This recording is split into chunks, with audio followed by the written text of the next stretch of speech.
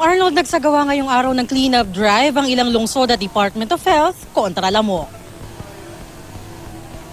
Sangkatutak ang lamok na namimese sa mga taga-barangay Kanyogan, Pasig. Kaya kanina, pinagtatabas ng mga residente at opisyal ng barangay ang mga damong tumubo sa malaking bahagi ng ilog. Tinanggal ang mga basura at binuksan ang drainage system. Nagbuhos ng larvicide at nagmisting din. Nagmisting din sa Gagalangin Tondo ang Manila Health Department. Ang mga kanal, binudburan ng mga larvicide kaya pati mga ipis naglabasan. Ilang araw na raw kasing inaatake sila ng malalaking lamok lalo na pagsapit ng alas 4 ng hapon. Pinangunahan naman ng Department of Health NCR ang misting sa Barangay San Roque, Quezon City. Iniiwasan daw kasi nilang kumalat at dumami pa ang mga lamok tulad sa Pasig at Malabon. Pero ayon sa DOH, normal daw ang pagdami ng lamok tuwing buwan ng tag-init. Epekto raw ito ng umiinit na temperatura. So shorten yung pag-hatch nila ng itlog.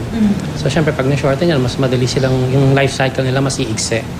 So nadami yung adult mosquitoes. Yung warm temperature din, nabuboost na mas madalas silang mangagat ng tao. Bagaman makakatulong daw sa pagsugpo ng mga lamok ang mga ginagawang fogging o misting, siguraduhin ang mga gagamiting kemikal na pamuksa ng lamok, aprobado ng Food and Drug Administration. Importante rin ang malinis na kapaligiran. Ano pwede natin gawin para maprotektahan yung sarili? Maglagay tayo ng mga topical lotions. Samantala sa datos ng DOH, simula Enero hanggang March 15, mababa raw ng 40% o 1,597 ang naitalang nagkadengge kumpara noong isang taon sa kaparehong panahon.